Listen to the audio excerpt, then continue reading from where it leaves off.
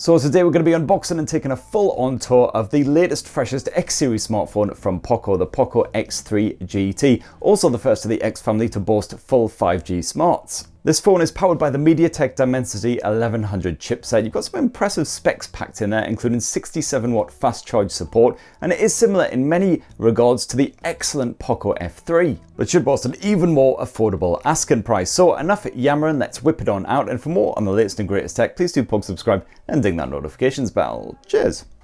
Alright, so what do we get in this lovely bright yellow box? Besides, of course, the actual Poco X3 GT. Well, you get one PokePin device, a mighty 67-watt adapter to take full advantage of that fast charge support, bit of Type-C USB action, labelled up just in case you weren't entirely sure, or a good old friend, the prophylactic case that you can slap on the Poco X3 GT just to keep it in good nick. You've got some stickers, Poco, and ruh-roh, this can only be bad news. You've got a Type-C USB to 3.5mm headphone adapter, so no headphone jack on the Poco X3 GT by the looks of it. Buggeration. And that's it, everything you'll find packed inside the X3 GT box, so now it's time to check out the phone. So first impressions of the X3 GT, gotta admit mostly relief, because they haven't actually branded the arse end with a massive Poco logo. This right here is definitely Poco on its best behaviour, probably responding to criticism of previous handsets where it's basically just been like, Poco! Screamed at you in big bold letters right across the back. Gotta say, quite smart, slick design overall, nothing particularly revolutionary, but the phone is reasonably slender, not too much of a heft to it. It's a glossy plastic back, not actually glass or anything like that. A slight amount of flex to it, but overall feels very sturdy. This right here is the Stargaze black model of Poco X3 GT, which as you can see there has a sort of gradient style effect, black at the bottom and a sort of silvery tint up top. And if you pay really close, you'll notice that that darker area towards the bottom does actually glitter slightly when it catches the light. Kinda like stars twinkling, I guess, if you want to be generous. It is highly reflective, so you could definitely use it to check out your hair or your eyebrows on the go. Just make sure they're looking as full-bodied and luscious as usual. And it seems to do a reasonable job though, despite that glossy finish, of hiding scuffs and smears and all that kind of nastiness that you get from fondling your smartphone. You can notice it when it sort of catches the light just so, but overall not too bad. And if you're not fond of this particular colour choice, you can also grab the Poco X3 GT in cloud white or wave blue. That rather chunky camera chassis does jut quite far from the arse end of the X3 GT, so the phone will jiggle about if you're lying it on a desk and trying to use it at the same time. You've got a bit of plastic edging as well, and then the display is actually Gorilla Glass Victus, so highly drop resistant, although I have noticed that it does tend to scratch sort of reasonably easily still, so you'll definitely probably want to slap on a screen protector. There isn't one pre-installed sadly. As for the buttons, fairly straightforward stuff. You've got your power button and your volume rocker over on the right edge. And that power button does actually have a fingerprint sensor built into it as well, despite the fact that it is very skinny. It does actually jut out of the surface as well instead of being indented like most other sensors. Over on the left edge, you've got the SIM tray. Up top, you've got an IR blaster, and down below, Type-C USB port, but yeah, no headphone jack to be seen. Let's just pop out that SIM tray and have a bit of a squint. And what you have here is space for 2 SIM cards simultaneously, but unfortunately there's no room for a micro SD memory card to expand the storage. Okay, so time to get this mofo all booted up and then we can take a proper full-on tour of the rest of the specs.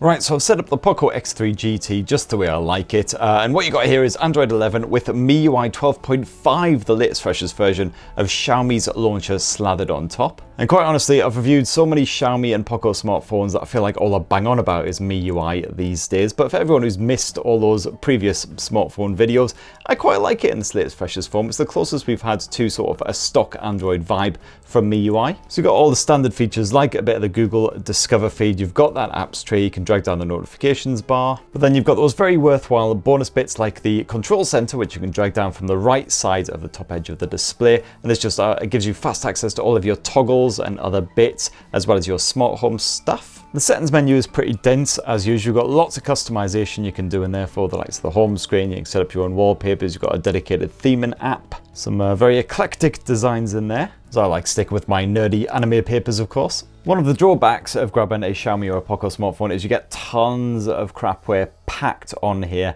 when you first boot it up. All my old favourites are present and correct. Good old block puzzle, Tetris rip-off there. A bit of tile fun, how could you resist that? So we'll have to spend probably a good 20-30 minutes just clearing all of the crap. Thankfully you can uninstall all of this rubbish. A couple of them are pretty good actually, like the security app for instance, which just gives you fast access to a whole bunch of different tools to clean up your storage and get rid of all of the clutter, block any spammy numbers, you can check how much data you've used. And it is worth bearing in mind with Xiaomi and Poco smartphones, you're not guaranteed particularly long-term support, so you might not necessarily get upgraded to the latest, freshest Android OS or get those security updates rolling in for a good 3-4 years like you will with the likes of a Nokia smartphone for instance. And touch words, that edge-mounted fingerprint sensor seems to work really, really well, despite the fact that power button is super skinny. Definitely working an absolute charm so far. And you do have support for face unlock as usual as well, so let's get that all set up. And this too seems impressively nippy as usual, so no hanging about. And if you like downloading whopping great big files, huge amounts of movies, games, all that good stuff, well the good news is you've got a choice of 128 or 256 gigs of storage. This, as you can see there, is the 256 gig model. No matter your choice, it's UFS 3.1 storage, so nice and nippy. But as I mentioned before, no micro SD expandability, boo hiss.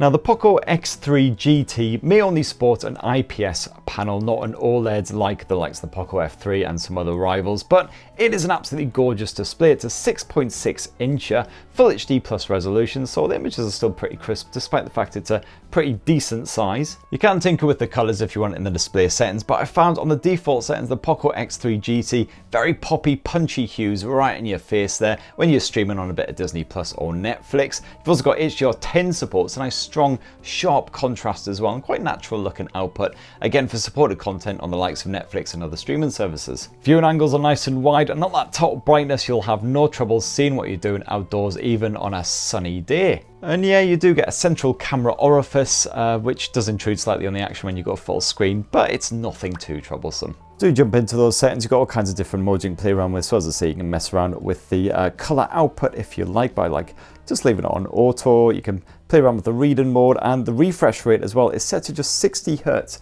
by default, but why wouldn't you want to bump it all the way up to that luscious, silky smooth 120 Hz effort? And already that UI does feel a little bit smoother than it did before. It's actually a dynamic refresh rate as well, so it can scale between 30 to 120 depending on what you're up to. And the Poco X3 GT also boasts a stereo speaker output as well, so let's see what we got. OnePlus is also boasting that the Nord 2 is absolutely everything you could ask for, although I somehow doubt its ability to fill a bathtub with single malt or fry up a perfect egg and chip buddy for me when I'm hanging like a baboon's arse. Yeah, perfectly respectable for a budget-friendly blower. Not the loudest on that top setting, has to be said, so if you're on quite a noisy environment, chances are that sound is going to get drowned out. You're not going to be able to hear what's going on. And yeah, it is a damn shame you don't get a headphone jack here in the Poco X3 GT, but at least you get a dongle bundled in the box, and you do have a bit of Bluetooth 5.2 support as well. You do have support for high-res audio via that dongle as well, and you've got a good bit of Dolby Atmos fine-tuning on here too. So now let's turn our attention to performance, and the Poco X3 GT is actually powered by the Mediatek Dimensity